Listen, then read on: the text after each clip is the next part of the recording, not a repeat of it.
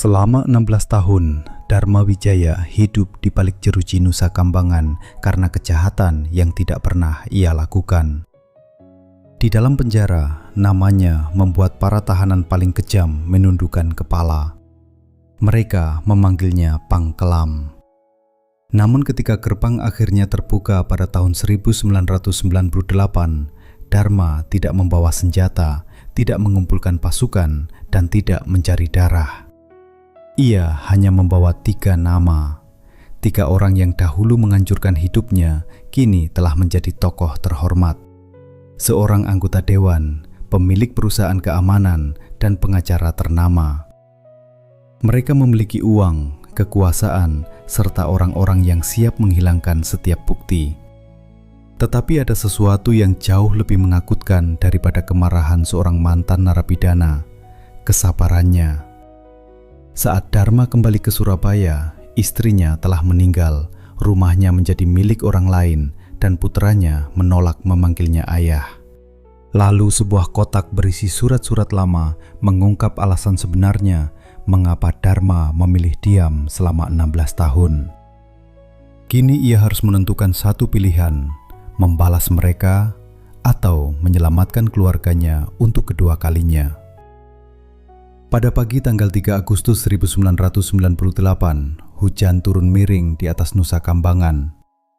Air memukul atap seng lembaga pemasyarakatan Patu seperti segenggam kerikil yang dilemparkan dari langit.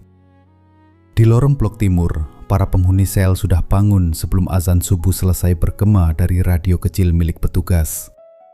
Mereka tidak banyak bicara. Kabar di tempat seperti itu bergerak tanpa kaki dan mengetuk tanpa tangan. Hari itu, Dharma Wijaya akan keluar. Selama 16 tahun, nama Dharma lebih sering diucapkan sebagai bisikan daripada panggilan. Para tahanan memanggilnya Pangkelam, bukan karena ia suka berkelahi, justru sebaliknya. Ia jarang meninggikan suara, tidak berjudi, dan tidak ikut memperdagangkan rokok atau obat di dalam blok. Namun ia mengingat setiap janji dan setiap penghinaan. Ketika 2 kelompok tahanan hampir saling melukai karena utang, Dharma cukup duduk di antara mereka, menuangkan teh encer ke 3 cangkir plastik, lalu berkata, "Kalau kepala sedang panas, air sumur pun terasa seperti minyak." Perkelahian itu batal. Sejak hari itu, orang-orang mengira ia menyimpan kekuatan yang tidak kelihatan. Petugas bernama Pak Jatmiko membuka pintu selnya setelah apel pagi. Wajah petugas itu sudah berkerut, rambutnya memutih di pelipis. Mereka masuk ke tempat itu pada tahun yang sama, Dharma sebagai terpidana, Jatmiko sebagai pegawai muda. "Barangmu sudah disiapkan di kantor registrasi," katanya. Dharma melipat sarung, baju koko kusam, 2 kaos, dan Al-Quran kecil yang punggungnya diperbaiki dengan benang karung. Semua masuk ke tas kain berwarna hijau. Ia meninggalkan tikar dan ember kepada penghuni sel sebelah. Di ambang pintu, ia berhenti dan memandang dinding yang penuh bekas lembab. "Kau tidak mau mengucapkan selamat tinggal?" tanya Jatmiko. "Pada tembok." "Pada tempat ini." Dharma menggeleng. "Tempat tidak pernah menahan orang, Pak. Yang menahan itu ketakutan, utang budi, dan nama yang telanjur dibesarkan." Di kantor registrasi, seorang pegawai meletakkan amplop coklat, kartu tanda penduduk lama, ikat pinggang retak, dompet kosong, dan sebuah cincin pernikahan di atas meja. Dharma memeriksa daftar dengan telunjuk. Ada 1 baris yang dicoret tinta biru. "Kompas saku dari Kuningan." "Kompasnya tidak ada," katanya. Pegawai itu membuka 2 laci dan mengangkat bahu. "Parang tahun 1982, Pak. Gudang sudah pindah beberapa kali." Di daftar tertulis ada, "Kalau mau mengadu, isi formulir, nanti kami cari." Dharma menatap bekas coretan itu. Kompas tersebut tidak mahal. Ayahnya, seorang pelaut antar pulau, membelinya di Makassar dan memberikannya kepada Dharma ketika ia mulai bekerja sebagai pencatat muatan di pelabuhan Tanjung Perak. "Laut boleh luas," kata ayahnya, "tapi orang tersesat karena tidak berani mengakui arah." Pada malam penangkapan, kompas itu ada di saku kemejanya. Dharma menandatangani daftar tanpa berdebat. Ia mengenakan cincin pernikahan yang terlalu longgar, lalu menerima uang bekal yang nilainya bahkan tidak cukup untuk membeli tiket sampai Surabaya. Nilai rupiah telah jatuh, angka-angka tumbuh liar, sementara isi kantong mengecil. Berbulan-bulan ia mendengar berita tentang harga beras, mahasiswa yang turun ke jalan, gedung yang terbakar, dan Presiden Soeharto yang akhirnya berhenti setelah 32 tahun berkuasa. Dari balik jeruji, semua itu terdengar seperti hujan di pulau seberang. Di ruang kunjungan, Maya Permata menunggunya. Pengacara muda itu memakai kemeja putih sederhana, celana hitam, dan sepatu yang bagian depannya basah. Rambutnya diikat seadanya. Di samping map tebal, ada bungkusan nasi, botol air, dan koran Kompas yang sudah dilipat. "Selamat pagi, Pak Dharma." "Pagi, Bu Pengacara." "Jangan panggil saya begitu, saya baru 2 tahun bekerja."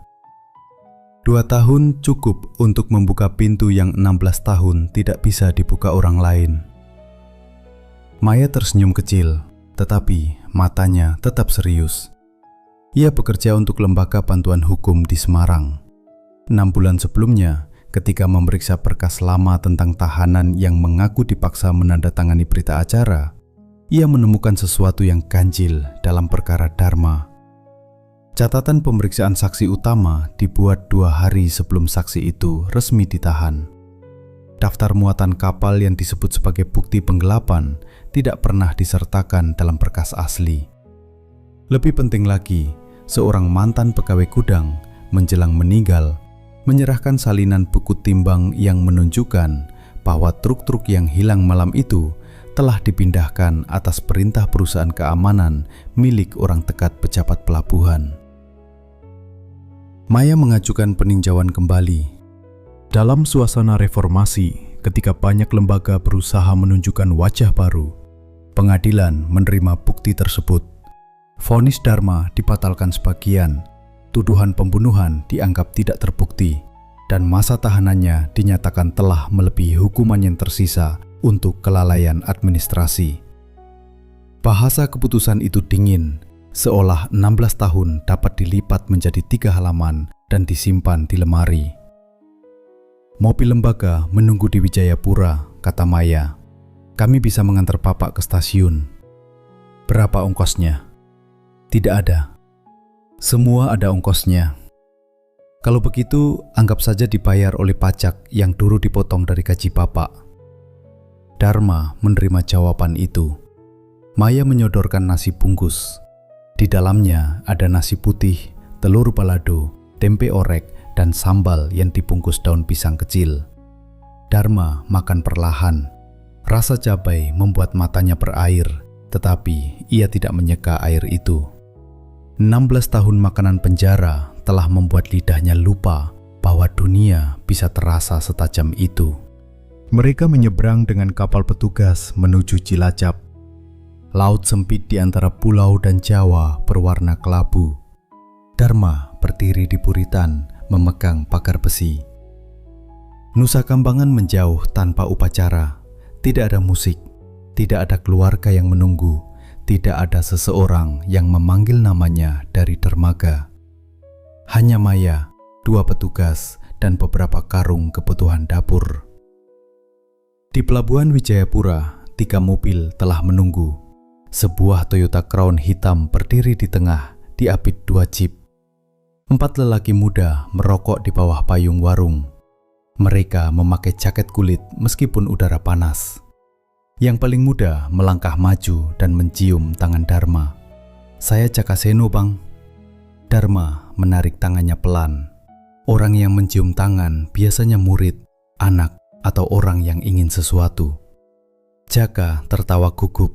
Usianya belum 30, kumisnya tipis, jam tangannya besar, dan di jarinya ada cincin batu akik merah. Nama Bang Dharma masih hidup di dalam. Anak-anak Surabaya juga tahu. Sekarang zaman berubah. Orang-orang lama sedang kehilangan pegangan. Kami pikir Bang bisa pulang dengan terhormat. Terhormat menurut siapa? Kami punya usaha pengamanan, angkutan, penagihan, dari Gresik sampai Pasuruan. Kalau Pang berdiri di depan, tidak ada yang berani macam-macam. Kami bisa atur rumah, mobil, uang. Maya berdiri 2 langkah di belakang Dharma. Ia tidak ikut campur, tetapi tangannya menggenggam tali tas lebih erat. Dharma memandang mobil hitam itu. Di kaca depannya tergantung tasbih dan pewangi berbentuk pohon. Mesin menyala, membakar bensin pada masa orang-orang antre minyak tanah. Dahulu, tawaran semacam itu mungkin terdengar seperti kemenangan. Sekarang, ia hanya mendengar rantai yang diberi lapisan beludru. Kau pernah melihat perahu diikat terlalu banyak tali, Jaka? Belum, Bang. Perahu itu tidak tenggelam, tetapi juga tidak sampai mana-mana. Saya baru lepas dari satu ikatan, jangan pasang ikatan lain. Wajah Jaka menegang. Salah seorang anak buahnya menggeser kaki, tetapi Jaka mengangkat telapak tangan. Setidaknya makan bersama kami. Soto ayam di dekat stasiun, tidak ada urusan. Kalau saya ikut, saya bayar makanan saya sendiri. Uang Pang tidak akan cukup. Kalau begitu, saya makan setengah porsi. Jaka menunduk, lalu tersenyum. Baik, setengah porsi. Warung soto itu berdinding papan dan penuh asap. Radio menyiarkan perdebatan tentang kabinet Presiden Habibie, demonstrasi mahasiswa, dan harga sembako. Pemilik warung menambahkan koya, seledri, dan jeruk nipis ke mangkuk Dharma. Jaka berbicara cepat tentang Surabaya, gudang-gudang yang berpindah tangan saat krisis, perusahaan yang bangkrut, preman yang sekarang mencetak kartu nama bertuliskan konsultan keamanan, serta pejabat lama yang mengganti foto presiden di dinding tetapi tidak mengubah kebiasaan. Dharma hanya mengajukan satu pertanyaan. Rudi Arianto tinggal di mana? Sendok Jaka berhenti di udara. Pak Rudi anggota Dewan Kota sekarang. Sebentar lagi mungkin maju lebih tinggi.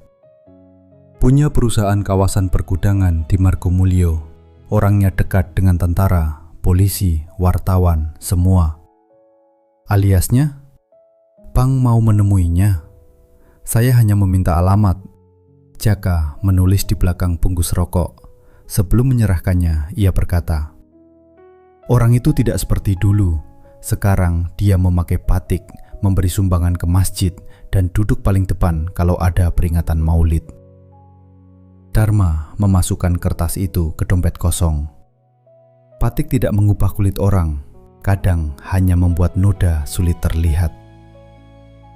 Di stasiun, Maya membelikan tiket kereta ekonomi menuju Surabaya.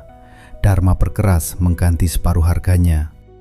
Setelah perdebatan singkat, Maya menerima beberapa lembar uang dan memberinya kartu nama. Saya akan ke Surabaya bulan depan, katanya. Jangan menemui Rudi sendirian. Saya sudah sendirian 16 tahun. Itu bukan alasan untuk terus begitu. Kereta datang terlambat. Gerbong penuh pedagang, mahasiswa, keluarga dengan kardus mie instan, dan orang-orang yang membawa ayam dalam keranjang. Dharma mendapat tempat di dekat jendela. Seorang ibu menyusui anak di seberang, menutup dada dengan selendang. Penjual asongan menawarkan kopi, kacang, rokok kretek, dan koran. Di halaman depan koran, kata reformasi dicetak besar sekali. Ketika kereta bergerak, Dharma membuka dompetnya. Di balik kartu identitas lama ada foto kecil yang warnanya hampir hilang.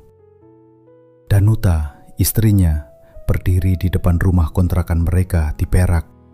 Di sebelahnya ada Rizal, putra mereka berumur 7 tahun, memegang layang-layang berbentuk ikan.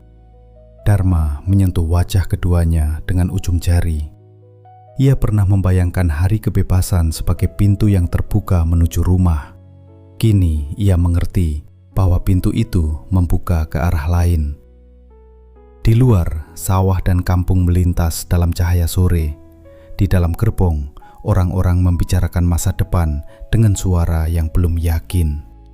Dharma menyandarkan kepala pada kaca. Ia tidak tahu apakah Danuta masih hidup.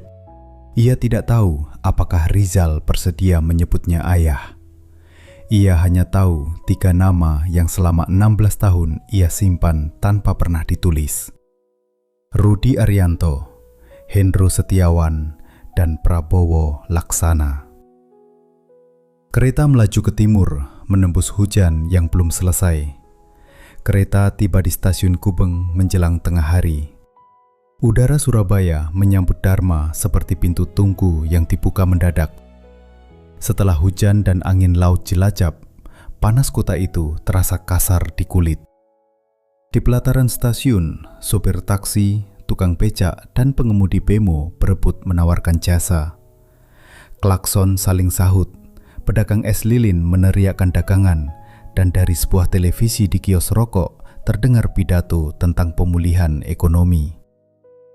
Dharma berdiri beberapa saat di bawah papan nama stasiun.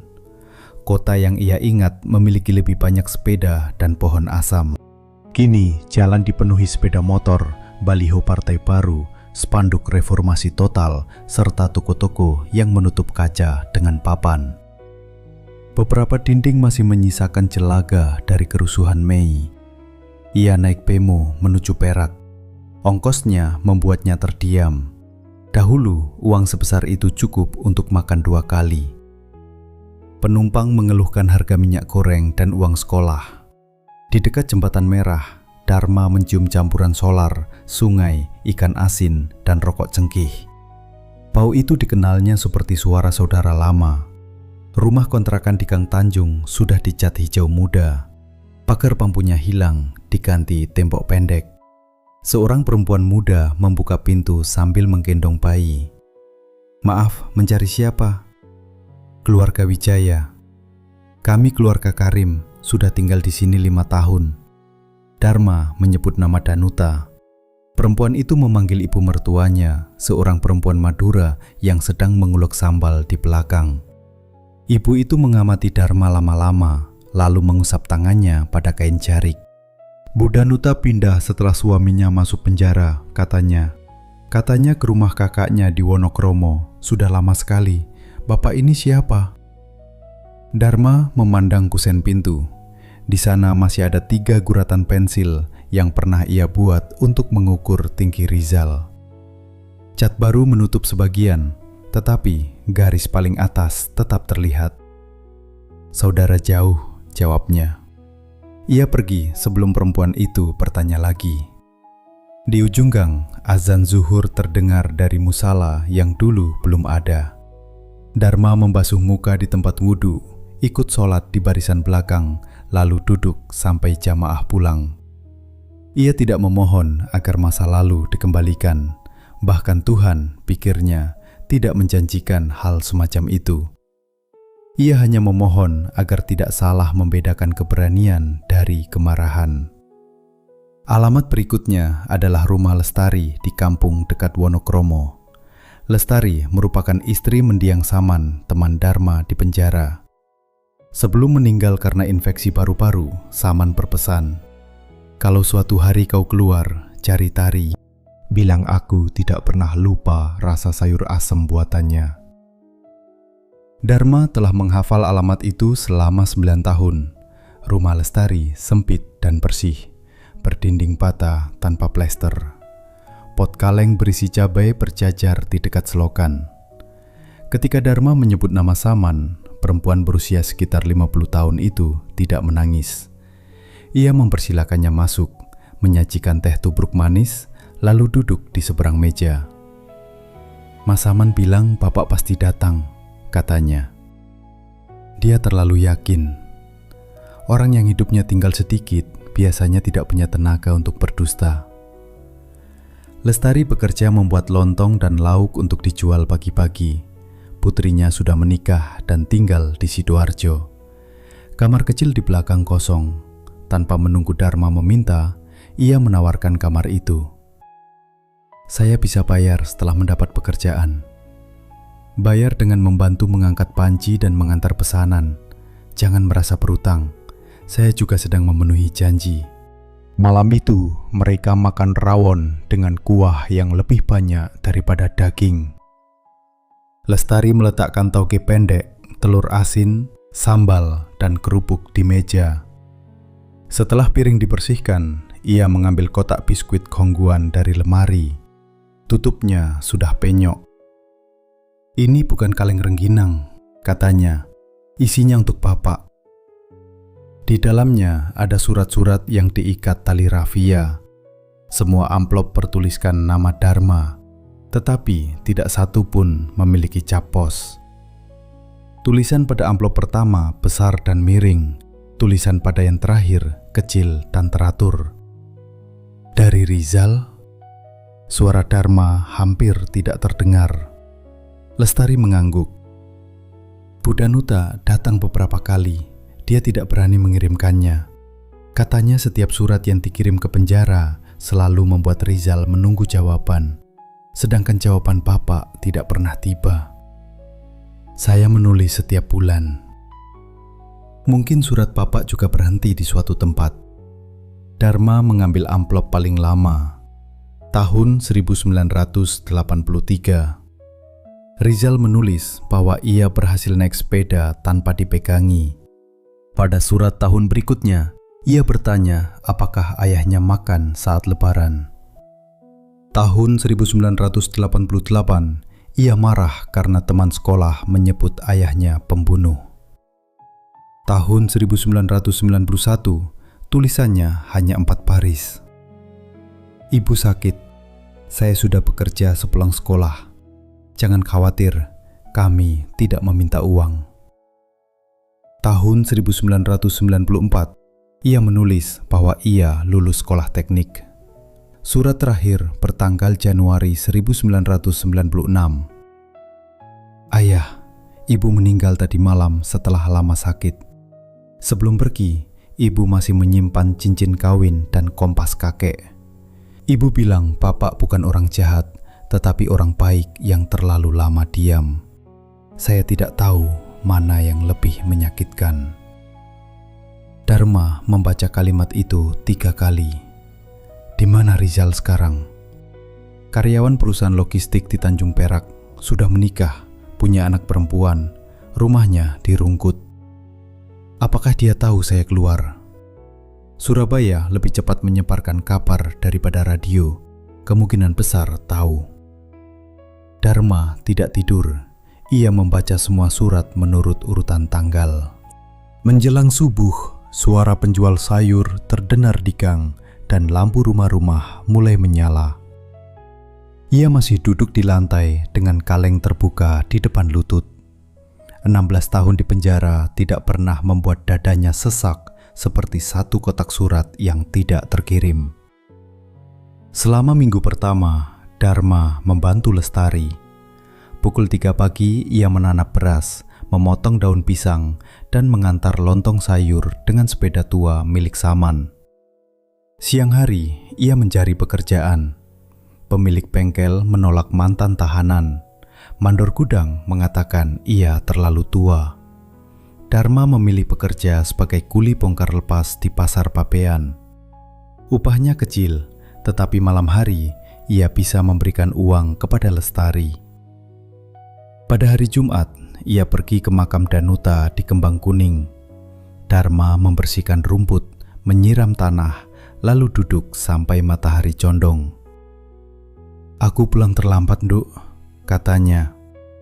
"Tapi ternyata kau sudah menungguku dengan cara yang lebih sabar." Ia tidak meminta maaf karena kata itu terasa terlalu ringan. Ia hanya menceritakan hal-hal kecil. Nasi bungkus pertama setelah bebas, kota yang berubah, dan Rizal yang sudah memiliki anak. Sebelum pergi, ia meletakkan cincin pernikahan di atas nisan, tetapi mengambilnya kembali setelah beberapa langkah. Cincin itu bukan milik orang mati saja. Ia memasangnya kembali di jari. Pertemuan dengan Rizal terjadi 3 hari kemudian di sebuah warung kopi dekat pelabuhan. Dharma tidak menghubunginya. Rizal datang sendiri ketika Dharma sedang menikmati kopi tubruk dan pisang goreng setelah bekerja.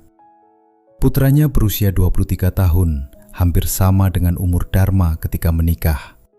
Tubuhnya tinggi, Rambutnya disisir rapi dan kemeja birunya memiliki logo perusahaan PT Samudra Lintas. Wajah Danuta terlihat pada bentuk mata dan cara ia mengatupkan bibir ketika menahan perasaan. "Bapak sengaja datang ke tempat kerja saya," tanyanya tanpa salam. "Saya bekerja di pasar, warung ini kebetulan dekat. Nama Bapak sudah dibicarakan di pelabuhan. Orang bilang Pangkelam pulang untuk mengambil wilayah. Orang pelabuhan selalu punya waktu untuk membuat cerita. Jangan datang ke rumah saya." Dharma mengangguk. "Baik." Jawaban itu tampaknya membuat Rizal lebih marah. "Bapak tidak mau bertanya kenapa. Kalau kau ingin menjelaskan, kau akan menjelaskan." Rizal menarik kursi dan duduk. "Istri saya, Ningsih, tidak tahu banyak. Anak saya baru 4 tahun. Saya tidak mau mereka didatangi orang-orang yang merasa punya urusan dengan Bapak." "Namanya siapa?" "Siapa?" "Anakmu." Rizal menatap meja. "Ayu." Dharma mengulang nama itu dalam hati. Ayu. Satu suku kata yang lebih berharga daripada semua gelar kehormatan di penjara. "Ibu menunggu Bapak," kata Rizal. "Sampai sakit pun dia tetap bilang Bapak pasti punya alasan. Saya tidak percaya. Orang yang tidak bersalah akan membela diri. Kadang orang membela sesuatu yang tidak terlihat dari ruang sidang." Kalimat seperti itu mungkin membuat orang di penjara takut. Bagi saya, itu hanya alasan. Dharma tidak membantah. Ia mengeluarkan kartu nama Maya dan menaruhnya di meja. "Kalau suatu hari kau ingin membaca putusan baru, hubungi dia. Kau tidak perlu percaya pada saya." Rizal tidak mengambil kartu itu. Ia berdiri, meninggalkan uang untuk kopi yang tidak diminumnya, lalu berkata, "Jangan bawa masalah lama ke hidup kami." Setelah ia pergi, Dharma memindahkan uang itu ke bawah piring. Kopinya telah dingin. Di luar, kapal barang membunyikan sirene panjang. Dahulu bunyi itu berarti pergantian kerja. Sekarang terdengar seperti peringatan. Pada akhir Agustus, Maya datang ke Surabaya membawa salinan berkas. Mereka bertemu di kantor kecil sebuah lembaga bantuan hukum, menempati lantai 2 toko alat tulis. Kipas angin berputar lambat.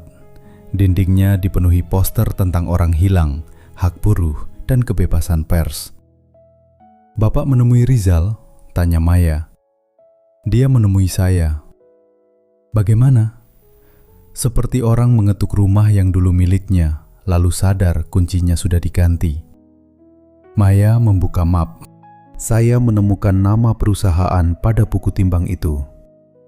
PT Cakrawala Garda. Pemegang saham awalnya Hendro Setiawan dan istri Rudi Arianto. 3 bulan setelah Papa ditangkap, saham dipindahkan ke perusahaan lain yang akta pendiriannya dibuat oleh kantor Prabowo Laksana." Dharma melihat fotokopi akta, deretan angka, cap, dan tanda tangan. Mereka membagi gudang sebelum pengadilan selesai. Bukan hanya gudang, hak sewa lahan, kontrak keamanan, dan armada truk. Tetapi dokumen tahun 80-an tidak lengkap. Kita harus hati-hati. "Kita?"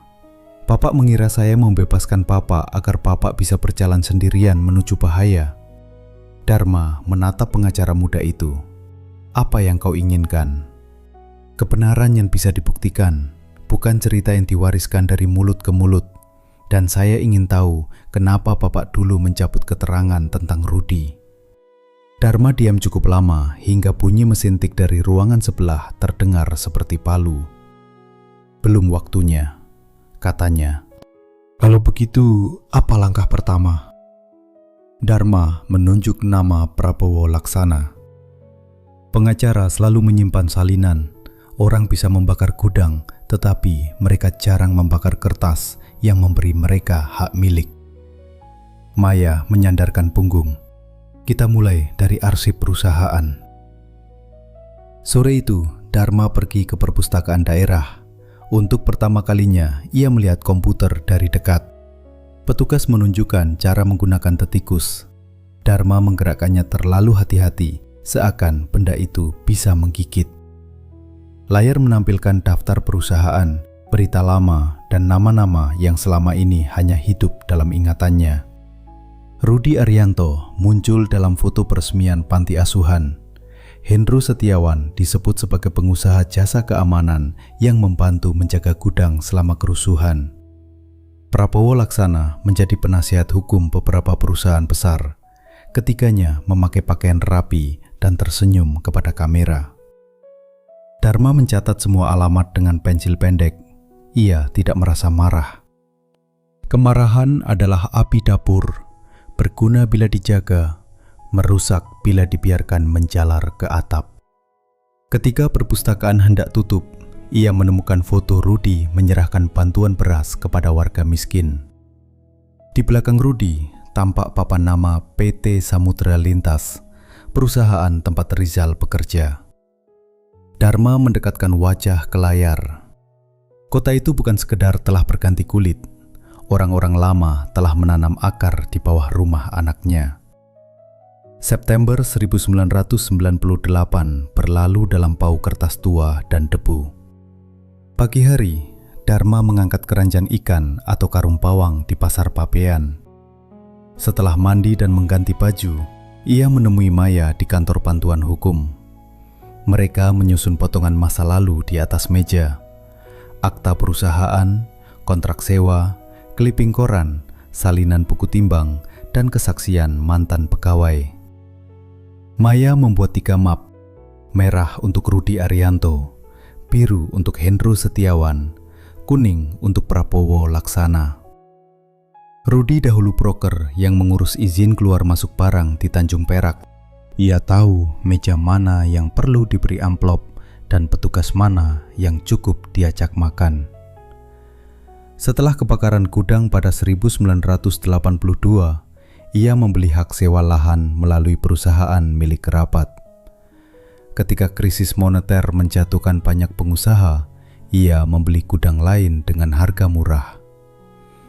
Kini, ia menjadi anggota Dewan Kota dan rajin berbicara tentang ekonomi rakyat.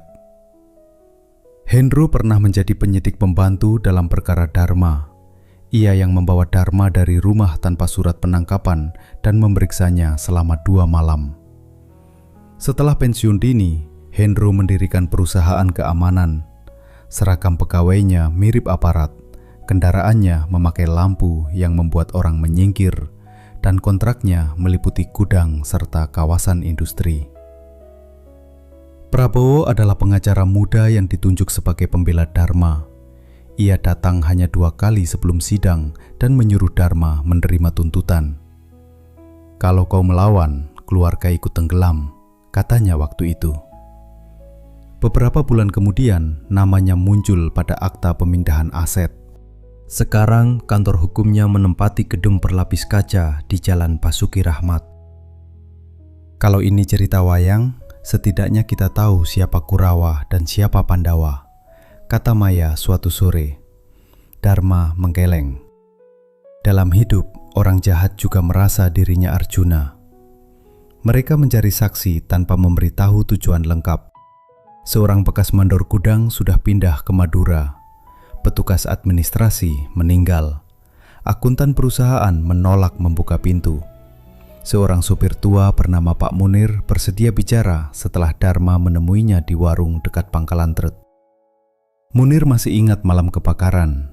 Ia diperintah memindahkan 3 truk berisi suku cadang kapal ke gudang lain sebelum api muncul. Surat jalannya ditandatangani Rudi. Setelah Dharma ditangkap, Hendro memintanya mengatakan bahwa perintah berasal dari Dharma. "Saya takut," kata Munir sambil meremas pecinya. "Anak saya baru lahir. Saya bersaksi sesuai yang mereka mau." "Apakah kau mau mengulang keterangan itu di depan pengacara?" tanya Dharma. Munir menunduk. "Sekarang anak saya bekerja di perusahaan Hendro." Dharma tidak memaksa.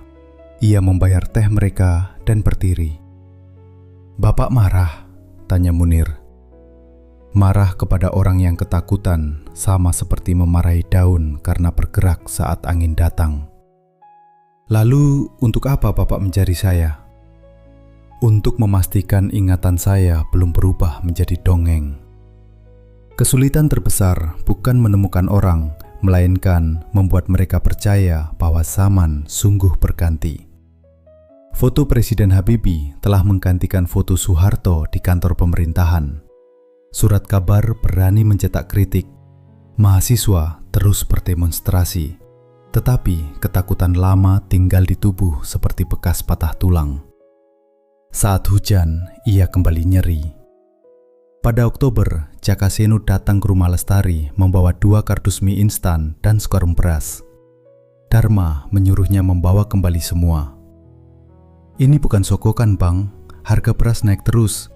Bu Lestari jualan makanan. Kalau ingin membantu, beli lontongnya setiap pagi. Bayar seperti pelanggan. Sejak itu, 6 orang anak buah Jaka sarapan di depan rumah Lestari hampir setiap hari.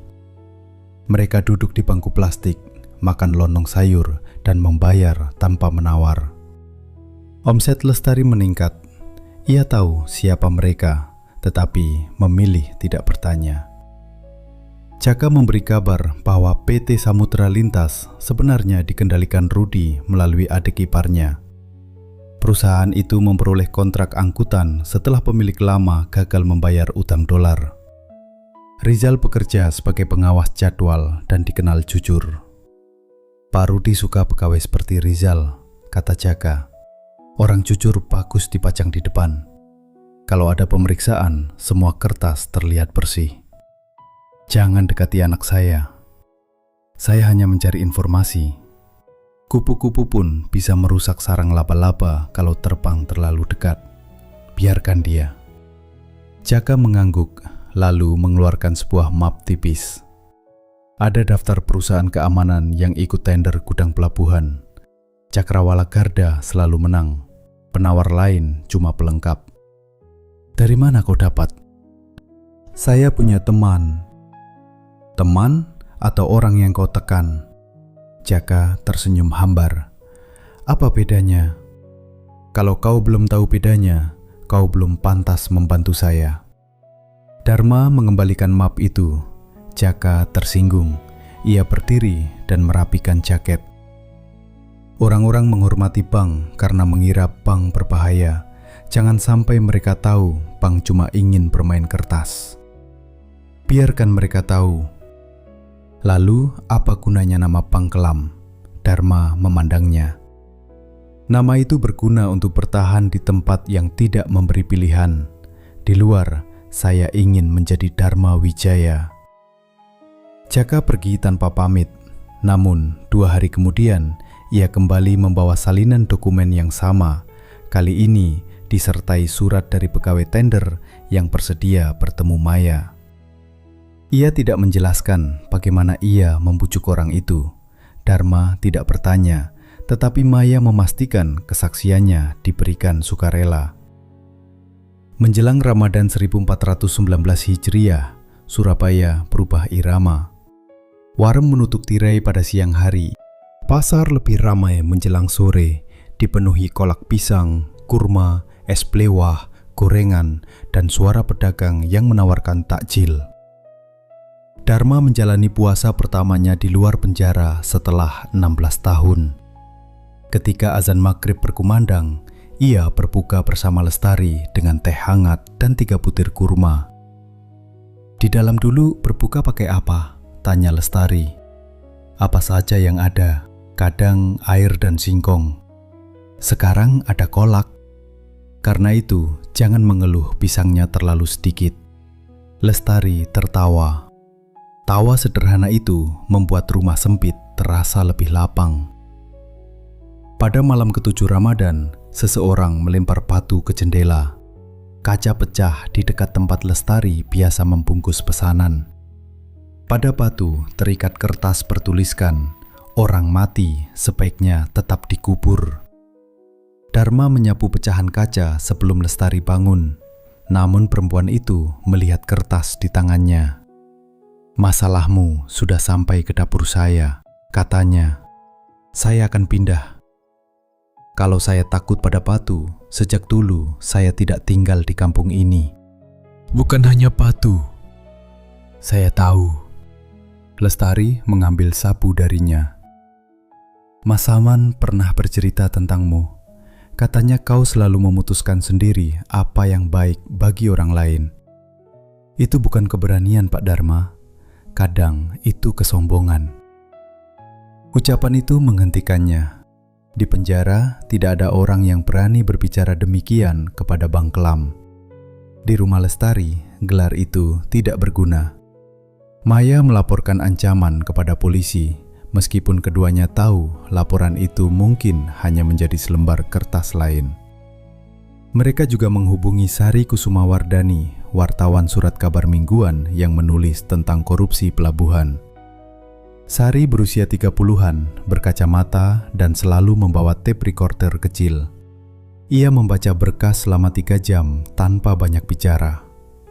"Saya tidak menulis kisah balas dendam mantan narapidana," katanya akhirnya. "Pembaca suka cerita semacam itu, tetapi besok mereka lupa." "Tulislah tentang kontraknya," jawab Dharma. "Dokumennya belum cukup." "Berapa cukup?" "Untuk membuat mereka marah, ini cukup. Untuk membuat mereka tidak bisa membantah, belum." Sari membutuhkan hubungan yang jelas antara Rudi, perusahaan Hendro, dan kontrak pemerintah. Prabowo menjadi penghubung, tetapi catatan pemegang saham telah beberapa kali berubah. Maya menyarankan mereka mencari minuta akta lama atau salinan legalisir. Kesempatan datang dari arah yang tidak mereka duga. Seorang perempuan bernama Ratih menelpon kantor bantuan hukum. Ia pernah menjadi sekretaris Prabowo dan kini bekerja di toko buku. Pada 1983, ia diminta mengetik ulang akta pendirian perusahaan dengan tanggal mundur. Ia menyimpan 1 lembar karbon karena namanya dicantumkan sebagai saksi tanpa izin. Pertemuan berlangsung di halaman Masjid Al-Akbar yang saat itu masih dalam tahap penyelesaian pembangunan. Ratih datang bersama kakaknya. Ia terus menoleh ke belakang. "Pak Prabowo tahu cara membuat orang kehilangan pekerjaan," katanya. "Saya punya 2 anak." Maya menjelaskan perlindungan yang dapat mereka usahakan tanpa menjanjikan hal yang mustahil. Dharma tidak ikut membujuk, ia hanya berkata, "Ibu boleh pulang membawa dokumen itu. Kami tidak akan menyebut ibu pengecut." Ratih menatapnya. "Bapak menunggu 16 tahun, saya menunggu 15. Ia menyerahkan plastik bening berisi lembar karbon. Tulisan sudah memudar, tetapi nama pemegang saham terbaca, Rudi Arianto, Hendro Setiawan, dan Ratna Laksana, kakak Prabowo. Dengan dokumen itu, Maya mengajukan pengaduan etik terhadap Prabowo dan permintaan pemeriksaan akta. Sari mulai menulis, tetapi menahan penerbitan. Dharma merasa jaring mereka mulai terbentuk, benang demi benang, tanpa satupun ancaman. Pada malam takbiran, suara beduk dan takbir keliling memenuhi kampung. Anak-anak membawa opor bambu. Lestari memasak opor ayam dan sambal goreng ati untuk esok hari. Dharma duduk di teras, memotong ketupat dari janur. Tangannya kaku dan hasilnya miring. Seorang anak perempuan berdiri di luar pagar. Gaunnya kuning, rambutnya dikepang 2.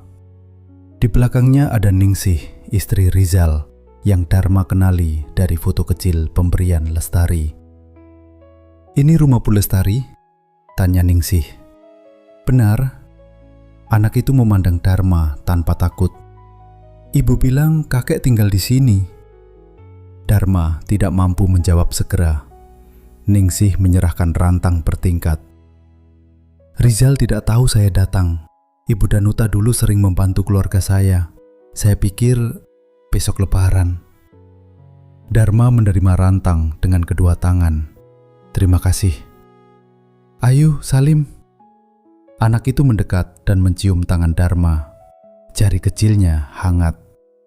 Dharma pernah menghadapi blok penuh orang marah tanpa gemetar, Tetapi kini tangannya bergetar. "Maaf lahir batin, Kek," kata Ayu seperti kalimat yang sudah dilatih. "Maaf lahir batin," jawab Dharma. Setelah mereka pergi, ia membuka rantang. Ada semur daging, kue nastar, dan sepucuk kertas tanpa nama. "Jangan datang dulu, beri saya waktu." Dharma menyimpan kertas itu di dalam kaleng surat. Keesokan paginya, seusai sholat Id, Jaka muncul dengan wajah lebam. Ia mengatakan 2 orang Hendro menghentikannya di jalan dan meminta ia menjauh dari Dharma. "Saya bilang tidak," ujar Jaka. "Karena setia kepada saya. Karena saya muak disuruh takut oleh orang tua yang bersembunyi di balik seragam." Dharma memberinya piring opor. "Kalau begitu, mulai hari ini bantu dengan satu syarat. Tidak ada pemukulan, tidak ada ancaman, tidak ada barang yang diambil diam-diam. Kalau mereka menyerang, lindungi diri, tetapi jangan menjadi mereka." Jaka makan sambil meringis karena bibirnya pecah. Setelah piring kosong, ia berkata bahwa Hendro dan Prabowo dijadwalkan bertemu Rudi di sebuah hotel malam itu.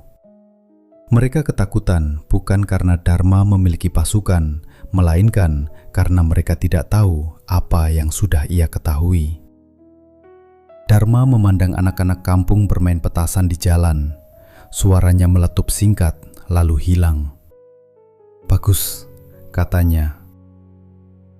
"Biarkan ketakutan mereka bekerja lebih keras daripada kita."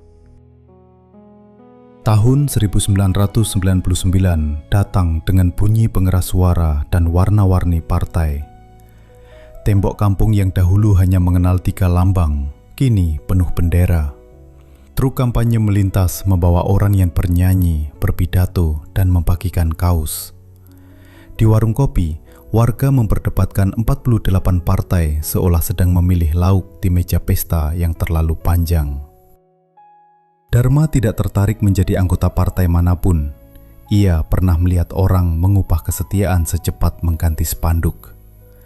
Namun ia memahami arti keramaian itu bagi orang-orang yang puluhan tahun hanya diberi pilihan sempit. Pada 7 Juni, ia datang ke tempat pemungutan suara dengan kartu pemilih baru. Petugas mencelupkan jarinya ke tinta setelah ia memasukkan surat suara. Dharma memandang noda ungu di ujung jari.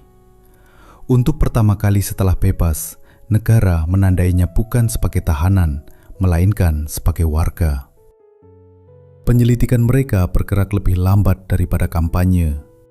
Pengaduan terhadap Prabowo diperiksa tertutup.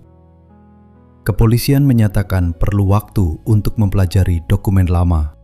Rudi membantah semua hubungan bisnis dan menyebut tuduhan itu sebagai fitnah politik. Hendro memperketat pengamanan di kantornya. Sari menerbitkan artikel pertama tanpa menyebut perkara Dharma sebagai pusat cerita. Judulnya, "Seragam di Balik Gudang Kota." Artikel itu menguraikan bagaimana satu perusahaan keamanan memenangkan kontrak berulang kali melalui peserta tender yang saling berhubungan. Nama Rudi muncul hanya pada bagian akhir, disertai pertanyaan tentang bekas kepemilikan saham istrinya. Dampaknya langsung terasa. Surat kabar Sari menerima somasi. Kantor bantuan hukum didatangi petugas pajak. 2 pelanggan besar berhenti memesan makanan dari Lestari karena tidak ingin terlibat urusan politik. Dharma sendiri dipecat dari pekerjaan bongkar setelah mandor mendapat telepon. Ia kembali mengantar lontong dengan sepeda tua. "Ternyata orang terhormat bisa takut pada panci," kata Lestari ketika menghitung pesanan yang berkurang. "Mereka takut pada siapapun yang tidak bisa dibeli. Jangan membuat saya terdengar terlalu suci. Kalau ada yang mau membeli semua lontong ini, tetap saya jual." Mereka tertawa, tetapi Dharma melihat kekhawatiran di wajahnya. Uang tabungan menipis. Maya kadang membayar ongkos fotokopi dari gajinya sendiri. Sari bekerja sambil menghadapi ancaman pemecatan. Kebenaran bukan hanya memerlukan keberanian, ia juga membutuhkan ongkos bus, tinta mesin cetak, makan siang, dan orang yang bersedia kehilangan kenyamanan. Pada akhir Juli, Rizal datang ketika Dharma sedang memperbaiki genteng bocor. Ia tidak masuk, ia berdiri di gang dengan wajah pucat dan menyuruh Dharma ikut ke warung yang sepi. "Apa yang Bapak lakukan?" tanyanya begitu mereka duduk. "Kau harus lebih khusus. Perusahaan memindahkan saya dari bagian jadwal ke gudang malam. Pengajuan kredit rumah kami ditunda. Kemarin ada sepeda motor mengikuti Ningsih ketika menjemput Ayu." Otot rahang Dharma mengeras. "Nomor kendaraannya?" "Ini bukan soal nomor, berhenti mengusik Pak Rudi. Dia yang mengusik keluargamu. Karena Bapak membuka perang lama." Beberapa pengunjung menoleh. Rizal menurunkan suara, tetapi kemarahannya tidak surut. "Saya membangun hidup dari nol. Ibu menjahit sampai matanya rusak. Saya bekerja sambil sekolah. Tidak ada bang kelam yang datang membawa beras. Sekarang Bapak pulang dan merasa berhak menghancurkan semuanya demi nama baik. Ini bukan tentang nama. Lalu tentang apa? Balas dendam?" Dharma menatap putranya.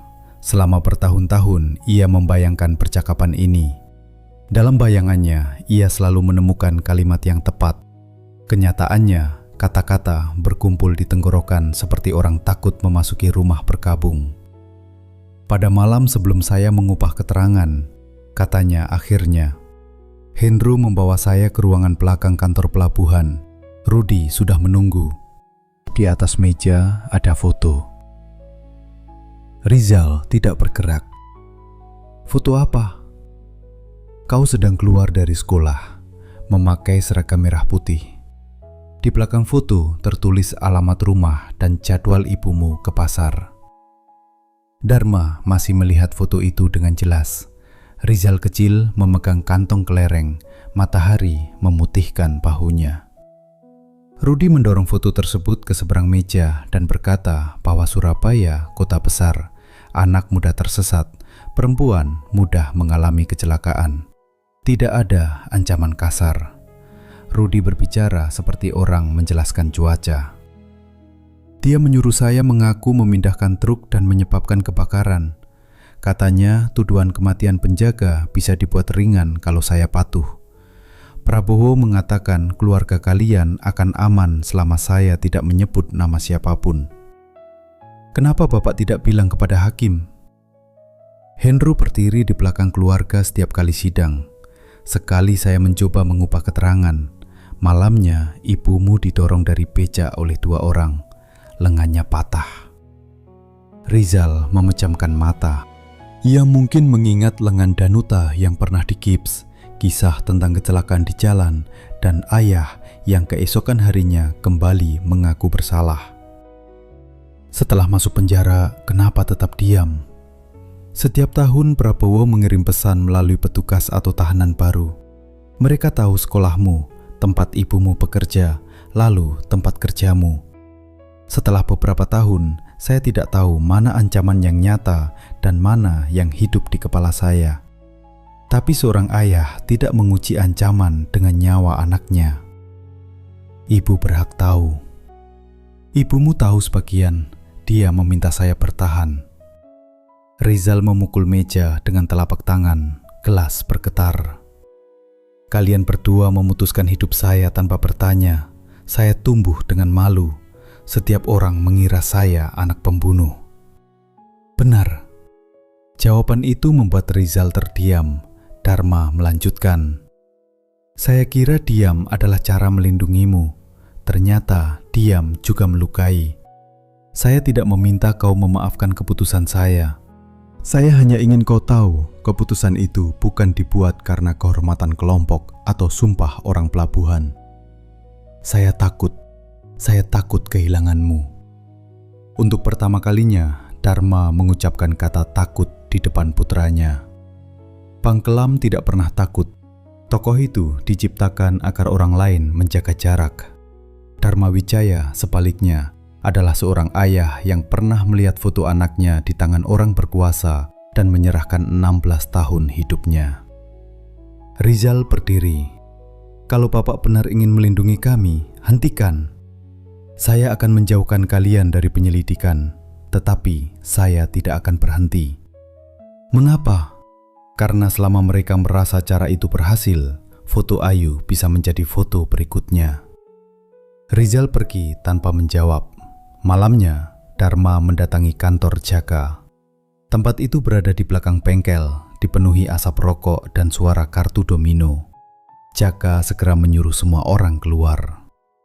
Cari 2 sepeda motor yang mengikuti Ningsih, kata Dharma. Catat siapa mereka, jangan sentuh. Kalau orang Hendro, Tetap jangan sentuh, beri hasilnya kepada Maya. Bang, ada bahasa yang hanya dimengerti orang seperti mereka. Saya terlalu lama berbicara bahasa itu. Hasilnya hanya membuat lebih banyak orang bisu. Jaka menahan bantahan. Ia akhirnya mengangguk. 2 hari kemudian, Jaka menemukan salah satu pengendara. Lelaki itu pegawai lepas Cakrawala Garda. Maya membawa informasi kepada polisi dan Sari. Sari menerbitkan catatan pendek tentang intimidasi terhadap keluarga saksi. Nama Ningsih dan Ayu dirahasiakan. Ketika ancaman berubah menjadi berita, orang-orang Hendro berhenti mengikuti mereka. Cahaya tidak selalu menangkap penjahat, tetapi membuatnya sulit bergerak tanpa terlihat. Pada bulan Oktober, Abdurrahman Wahid terpilih sebagai presiden dan Megawati menjadi wakil presiden. Di kampung, warga menonton pelantikan dari televisi milik ketua RT. Sebagian bersorak, sebagian mengeluh. Sebagian hanya senang mendapat teh dan singkong goreng. Dharma berdiri di belakang. Presiden baru itu dikenal sebagai Gus Dur, seorang kiai yang suka humor dan berbicara tentang keberagaman. Bagi Dharma, pergantian itu memberi satu pelajaran sederhana. Kursi yang tampak abadi ternyata dapat berpindah.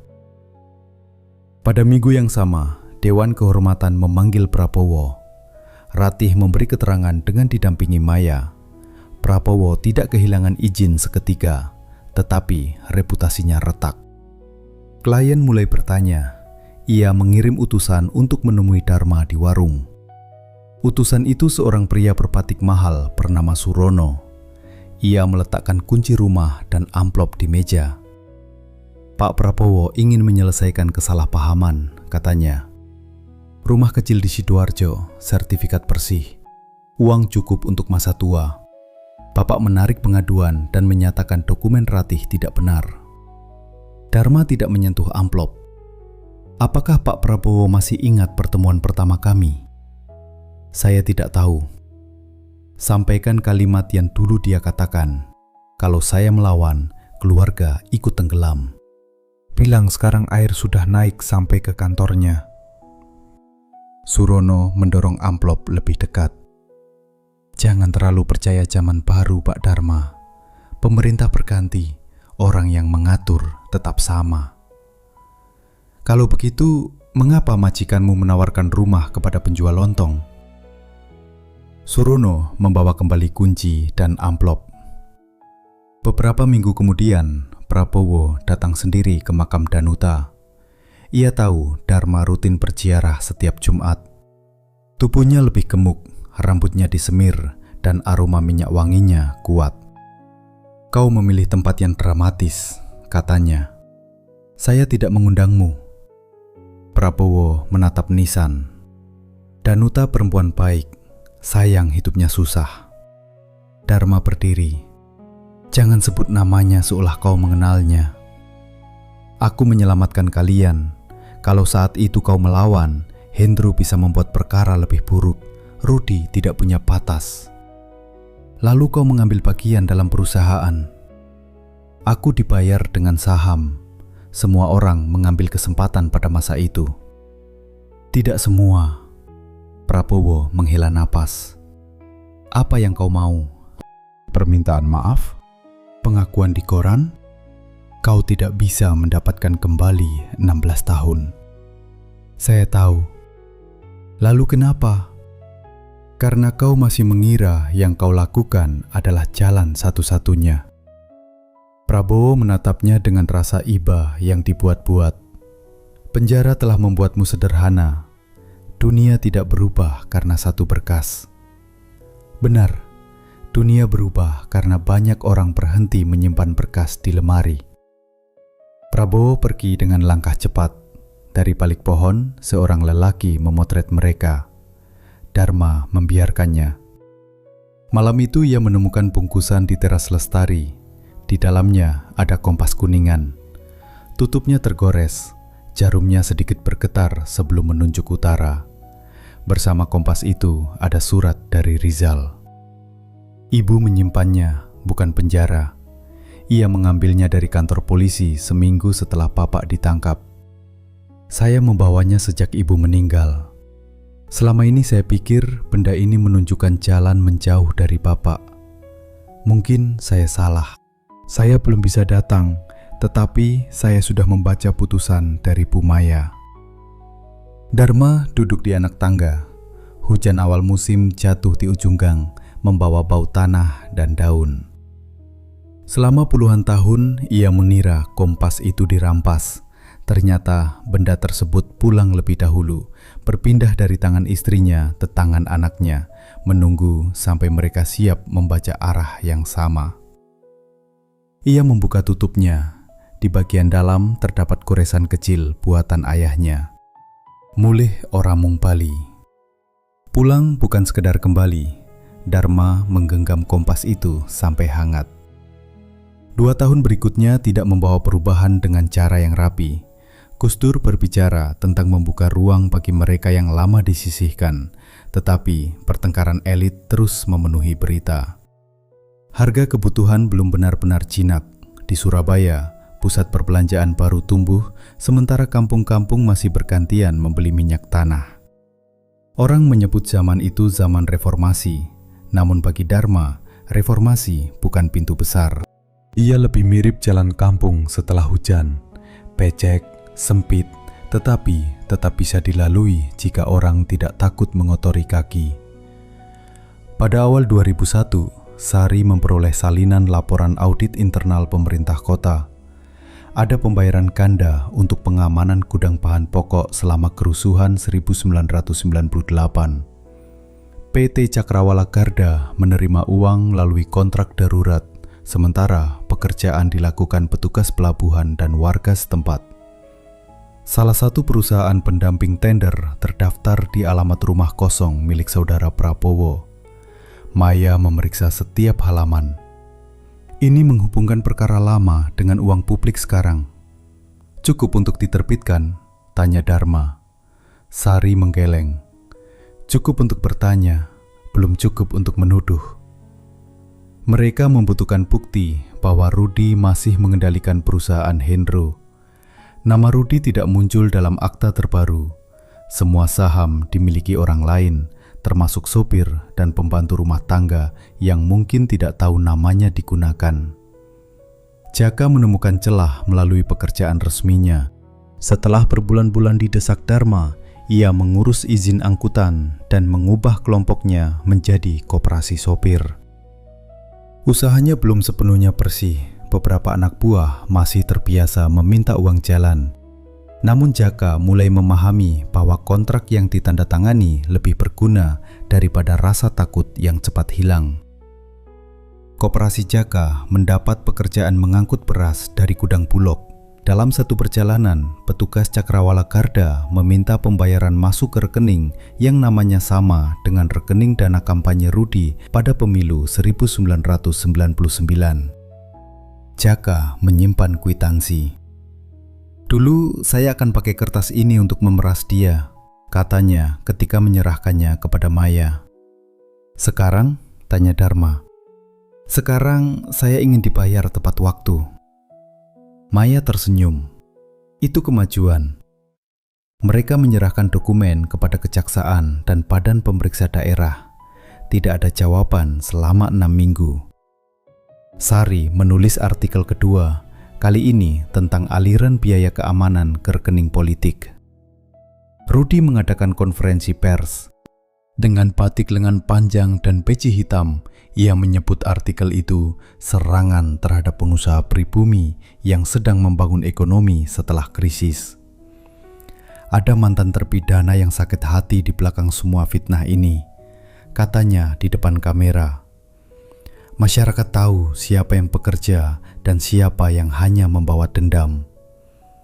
Nama Dharma tidak disebut, tetapi semua orang mengerti. Keesokan pagi, wartawan mendatangi rumah Lestari. Gang sempit dipenuhi kamera dan kabel. Lestari yang sedang mengaduk kuah menyuruh mereka membeli sarapan jika ingin berdiri di depan rumah. Beberapa benar-benar membeli. Dharma keluar memakai kemeja putih lama. "Apakah Bapak ingin menjatuhkan Pak Rudi?" tanya seorang wartawan televisi. "Saya ingin dokumen diperiksa." "Bapak dendam karena dipenjara?" "Saya tidak perlu menjawab perasaan dengan mikrofon.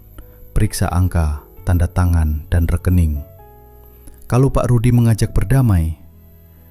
"Kebenaran tidak bermusuhan dengan siapapun, jadi tidak perlu berdamai." Jawaban singkat itu disiarkan malamnya. Jaka mengeluh Dharma menyia-nyiakan kesempatan untuk berpidato panjang. Lestari justru senang karena dagangannya habis sebelum pukul 8. Rudi kemudian mengubah siasat. Ia tidak lagi mengancam. Ia mengundang Dharma menghadiri rapat dengar pendapat terbuka tentang kontrak keamanan pelabuhan. Undangan disampaikan atas nama Dewan Kota, seolah Rudi ingin menunjukkan transparansi. Maya menduga itu jebakan.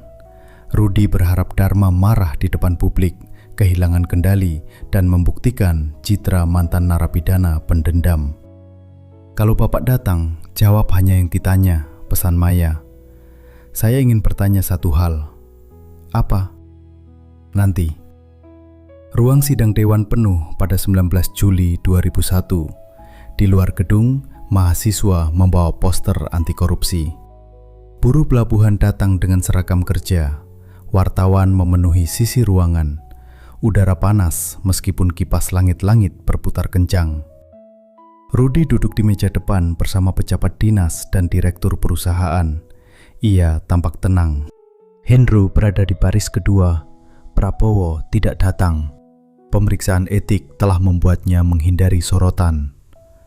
Ketua sidang memberikan waktu kepada Rudi untuk menjelaskan. Rudi berbicara hampir 40 menit tentang keadaan darurat 1998, perlindungan bahan pokok, jasa perusahaan lokal, dan kewajiban menjaga stabilitas. Ia mengutip Pancasila, menyebut kepentingan Wong Cilik, lalu menampilkan angka yang terlalu banyak untuk diingat. Ketika sesi pertanyaan dibuka, Dharma mengangkat tangan. Bisik-bisik menyebar. Ketua sidang ragu sebelum mempersilakannya. Dharma berdiri dengan kompas kuningan di saku. Ia tidak melihat Hendro. Ia memandang Rudi. Pak Rudi mengatakan tidak pernah mengendalikan PT Cakrawala Garda setelah 1984. Benar? Benar, jawab Rudi. Saya sudah berkali-kali menjelaskan. Lalu mengapa pembayaran keamanan tahun 1998 masuk ke rekening yang juga membayar biaya pencetakan spanduk kampanye Bapak pada 1999? Ruangan mendadak sunyi. Rudi tersenyum, tetapi dahinya berkeringat. Saya tidak mengenal nomor rekening yang dimaksud. Maya berdiri dan menyerahkan salinan kwitansi, laporan bank, serta daftar pengeluaran kampanye kepada panitia. Sari membagikan ringkasan kepada wartawan. Jaka duduk di belakang bersama 3 supir koperasi yang siap menerangkan asal kwitansi. Dharma duduk kembali. Ia tidak menceritakan 16 tahun penjara, lengan Danuta yang patah, atau surat-surat Rizal yang tak pernah terkirim. Hari itu bukan panggung untuk kesedihannya. Satu pertanyaan yang dapat dibuktikan lebih berat daripada 100 tuduhan. Sidang ditunda dalam kekacauan. Rudi meninggalkan ruangan melalui pintu samping. Hendro menghilang sebelum wartawan mengejarnya. Malam itu, semua stasiun lokal menyiarkan potongan pertanyaan Dharma. Pada hari yang sama, politik nasional meledak. Ketegangan antara Presiden Gus Dur dan parlemen mencapai puncak. Beberapa hari kemudian, MPR memberhentikannya dan Megawati Soekarnoputri menjadi presiden. Perubahan di Jakarta menenggelamkan berita Surabaya selama beberapa waktu. Rudi berharap perkara ikut hilang di antara berita besar. Namun Sari menerbitkan seluruh dokumen dalam 3 edisi. Organisasi mahasiswa meminta audit terbuka. Supir, buruh gudang, dan pedagang pasar memberi kesaksian tentang pungutan keamanan. Kasus yang semula tampak sebagai dendam satu orang berubah menjadi pertanyaan banyak orang. Berapa lama ketakutan boleh dicatat sebagai biaya usaha? Hendro mulai panik. Ia memanggil wakilnya, Bagus Pranata, dan memerintahkan agar kwitansi koperasi Jaka dinyatakan palsu. Bagus telah bekerja untuk Hendro sejak masih menjadi satpam. Ia patuh selama bertahun-tahun, tetapi tidak mau masuk penjara untuk melindungi majikan. Atas saran saudaranya yang mahasiswa hukum, ia membawa perekam kaset kecil dalam pertemuan berikutnya. Dalam rekaman itu, suara Rudi terdengar memerintahkan Hendro membereskan Dharma dan Sari tanpa membuat kegaduhan. Hendro menyarankan kecelakaan lalu lintas. Rudi menolak cara kasar dan memilih menanam barang terlarang di kantor bantuan hukum agar Maya ditangkap. Bahasa mereka tenang, seperti dua orang membicarakan pemindahan meja. Bagus menyerahkan kaset kepada Sari, lalu meminta perlindungan. Maya segera membuat beberapa salinan dan menitipkannya di tempat berbeda. Mereka tidak menyiarkan bagian yang dapat membahayakan keluarga, tetapi menyerahkan rekaman asli kepada kejaksaan. Ketika mendengar kabar itu, Jaka mendatangi Dharma dengan pistol terselip di pinggang. "Sudah cukup, Bang. Mereka mau mencelakai Bu Maya. Beri saya 1 malam."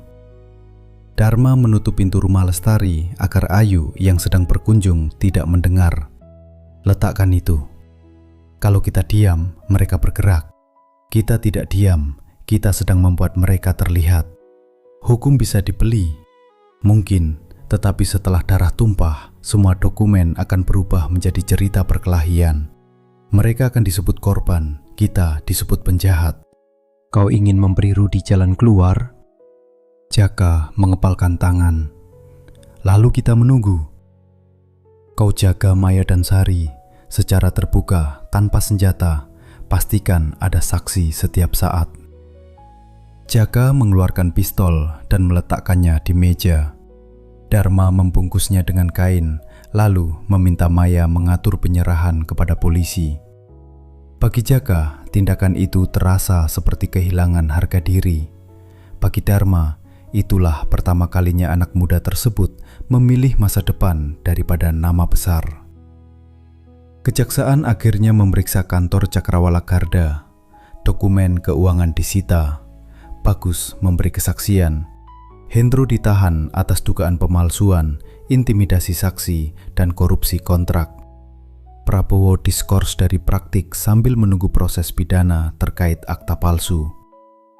Rudi masih bebas. Ia mengirim pesan bahwa ia ingin bertemu Dharma tanpa pengacara, wartawan, atau polisi. Pertemuan berlangsung di pendapa belakang rumah Rudi di Darmo. Kolam ikannya luas, suara air menutupi percakapan. Di dinding tergantung foto Rudi bersama pejabat, ulama, dan pengusaha. "Kau menang," kata Rudi. "Belum ada putusan. Jangan pura-pura. Hendro akan bicara. Prabowo sudah menyalahkanku. Apa yang kau mau agar ini berhenti?" Dharma memandang ikan koi yang bergerak di air jernih. "Dulu kau menunjukkan foto Rizal. Aku tidak pernah menyentuh anakmu. Karena tidak perlu, ketakutan menyelesaikan pekerjaanmu." Rudi menuangkan teh, tetapi tangannya tidak stabil. "Kita masih bisa membuat kesepakatan. Aku mundur dari dewan. Kau dapat kompensasi. Anakmu naik jabatan. Rizal sudah mengundurkan diri dari perusahaanmu." Wajah Rudi berubah. Dia bodoh.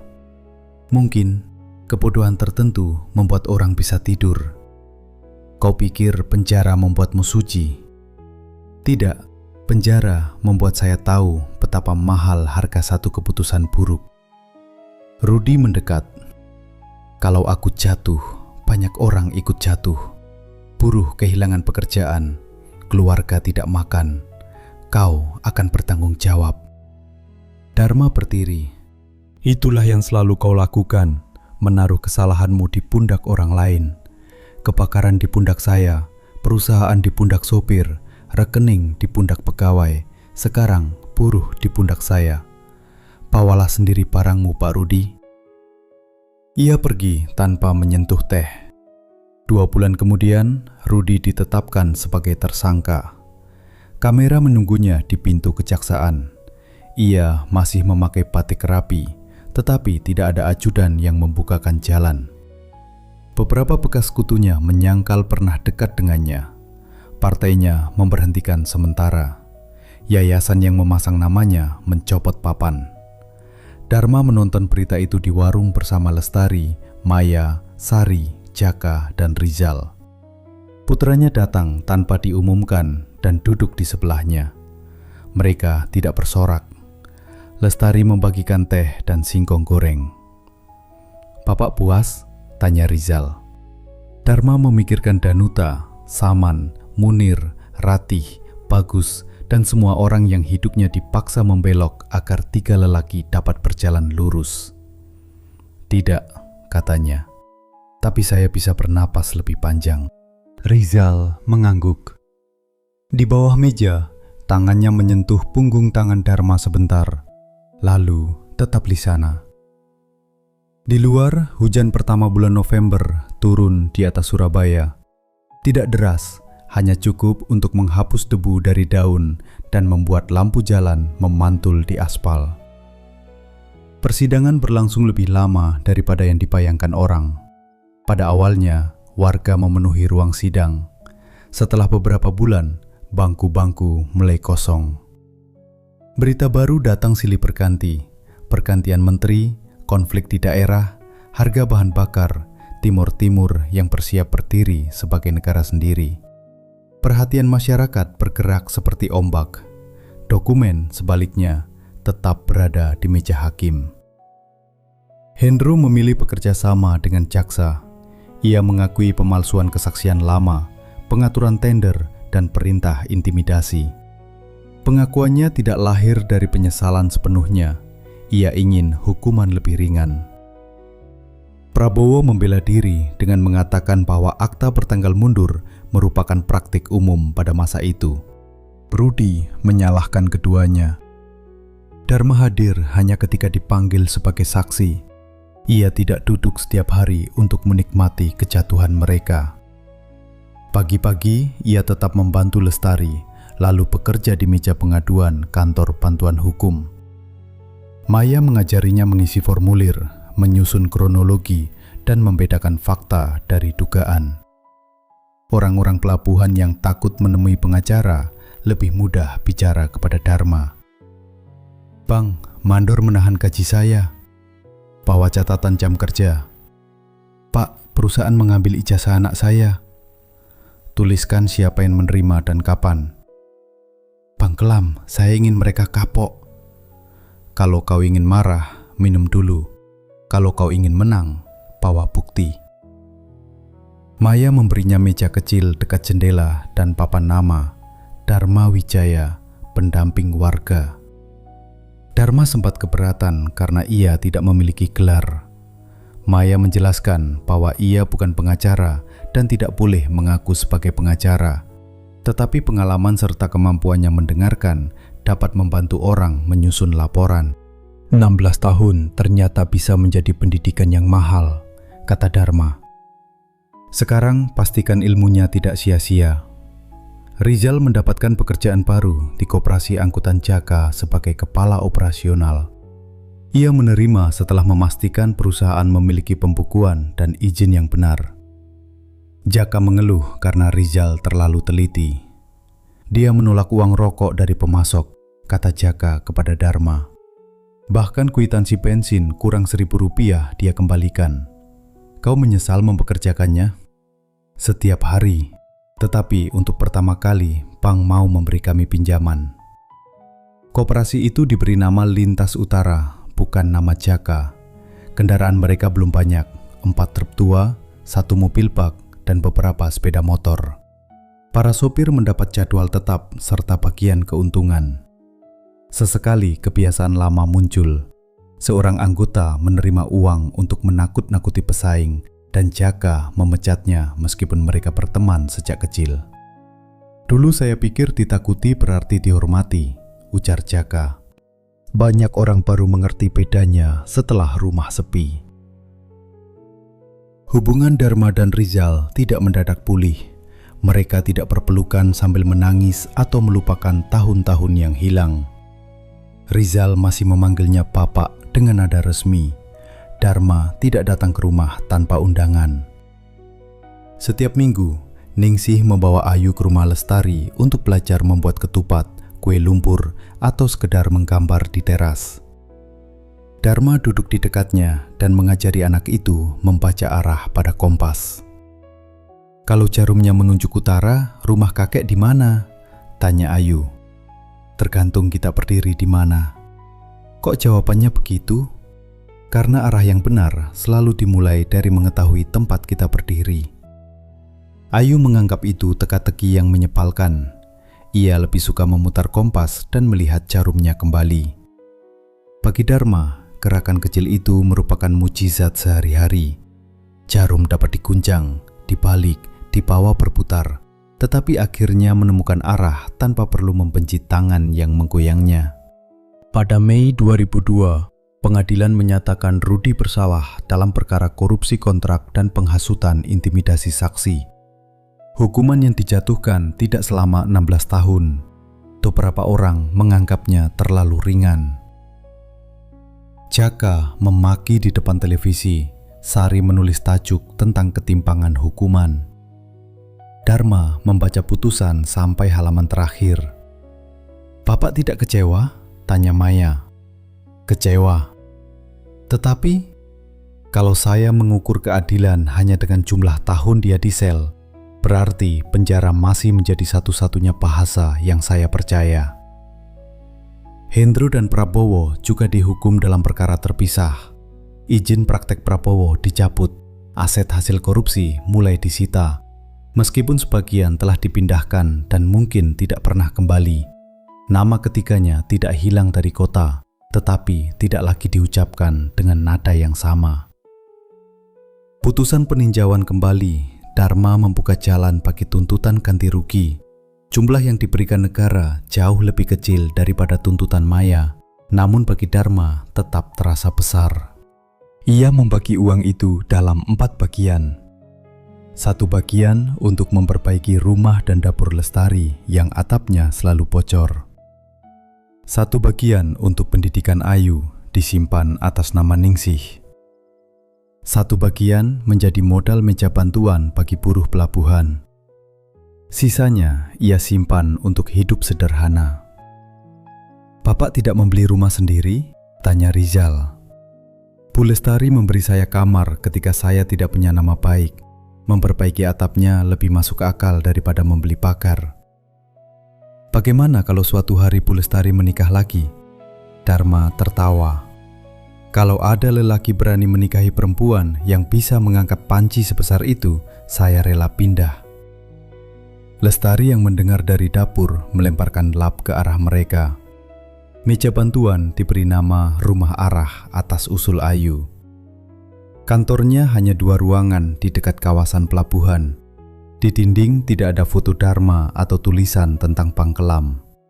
Ada rak arsip, mesin tik bekas, 2 kursi panjang, dan termos air panas. Maya datang 2 kali seminggu. Mahasiswa hukum bergantian membantu.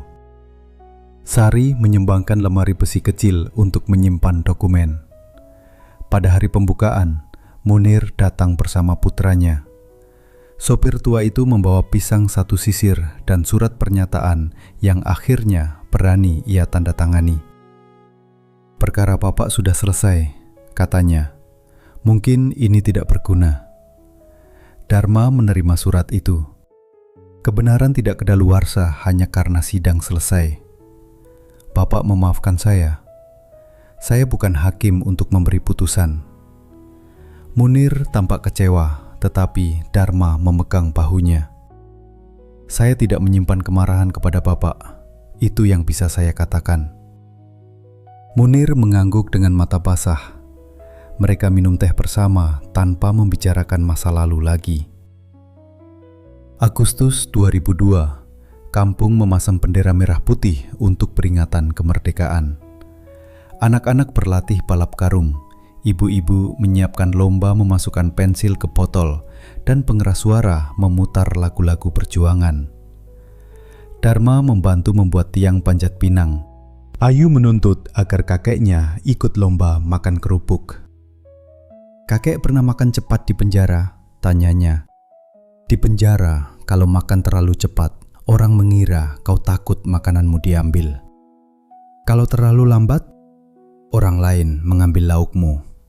Jadi bagaimana?" "Makan secukupnya dan jaga piring sendiri." Ayu tertawa meskipun tidak sepenuhnya memahami. Pada malam tirakatan, Ketua RT meminta Dharma berbicara tentang kemerdekaan. Ia menolak 3 kali, tetapi warga tetap memanggilnya ke depan. Di bawah lampu bohlam, ia melihat Lestari, Maya, Sari, Jaka, Rizal, Ningsih, dan Ayu duduk di antara tetangga. "Saya tidak pandai berpidato," katanya. "Saya hanya tahu bahwa pintu sel bisa dibuka sementara orang di dalamnya belum bebas. Saya juga tahu orang bisa tinggal di luar tetapi hidup dalam ketakutan. Kemerdekaan bukan cuma saat penjaga menyerahkan pakaian dan berkata kita boleh pulang. Kemerdekaan dimulai ketika kita berani mengatakan yang benar dan berhenti memakai ketakutan orang lain untuk mendapatkan jalan." Ia berhenti. Tidak ada tepuk tangan pada awalnya. Lalu Lestari bertepuk 1 kali, disusul yang lain. Dharma segera kembali duduk. Jaka berbisik bahwa pidatonya terlalu pendek. Maya berkata, justru karena itu orang akan mengingatnya. Beberapa minggu sesudahnya, Rizal mengajak Dharma ke Pantai Kenjeran. Mereka berangkat sebelum matahari terbit dengan sepeda motor pinjaman. Ningsih dan Ayu menunggu di sana membawa nasi kuning, telur iris, ayam suwir, sambal, dan teh dalam termos. Nelayan mendorong perahu ke air. Udara masih berbau garam dan lumpur. Dharma dan Rizal duduk agak jauh dari 2 perempuan itu. Untuk waktu lama, mereka hanya melihat garis laut. "Ibu pernah membawa saya ke sini setelah Bapak ditangkap," kata Rizal. "Saya bertanya kapan Bapak pulang. Ibu bilang laut tidak pernah menjanjikan kapan perahu kembali. Dia selalu lebih pandai daripada saya. Saya marah kepadanya juga." "Kau berhak. Bapak selalu mengatakan saya berhak marah. Kapan Bapak akan meminta saya berhenti?" Dharma mengambil napas. "Saya tidak bisa menentukan musim di dalam hatimu." Rizal memungut batu kecil dan melemparkannya ke air. "Kadang saya ingin semua tahun itu dibayar. Lalu saya sadar tidak ada orang yang bisa membayarnya. Itu yang paling sulit. Saya belum memaafkan semuanya. Kau tidak harus menyelesaikannya hari ini." Rizal menoleh. "Tapi saya ingin Bapak datang ke rumah, bukan hanya saat diundang lebaran." Ayu terus bertanya kenapa kakeknya tinggal di kamar belakang orang lain. Dharma tersenyum. "Bu Lestari bukan orang lain. Saya tahu, datanglah tetap." Itu bukan pelukan, bukan pengampunan besar, dan bukan akhir yang dapat dicetak dengan huruf tebal. Hanya sebuah undangan untuk datang ke rumah. Bagi Dharma, kalimat itu lebih luas daripada gerbang penjara manapun. Ayu berlari membawa layang-layang ikan. Angin pantai mengangkat ekornya, tetapi belum cukup kuat menerbangkannya. Dharma mengeluarkan kompas kuningan. "Ini punya buyutmu," katanya. "Lalu milik nenekmu, ayahmu, dan kakek. Sekarang milik Ayu." kalau kau mau menjaganya. Ayu membuka tutup kompas. Jarumnya rusak? Tidak. Kenapa bergerak terus? Karena kita juga bergerak. Anak itu memasukkan kompas ke saku gaunnya, lalu kembali berlari. Layang-layang naik sedikit, jatuh dan naik lagi. Rizal berdiri untuk membantunya. Ningsih memanggil mereka sarapan. Dharma tetap duduk sejenak. Matahari muncul di atas Selat Madura, memantulkan cahaya pada air dan atap perahu. Ia pernah percaya bahwa dirinya keluar dari penjara untuk menghukum 3 orang. Kemudian ia mengira ia pulang untuk membersihkan nama. Sekarang ia memahami bahwa semua jalan itu hanya membawanya menuju sesuatu yang lebih sederhana. Meja makan, suara anak memanggil kakek, dan pintu rumah yang tidak perlu diketuk dengan rasa takut. Ia bangkit dan berjalan menuju keluarganya. Di belakangnya, ombak menghapus jejak kaki di pasir. Di depannya, layang-layang berbentuk ikan akhirnya menemukan angin.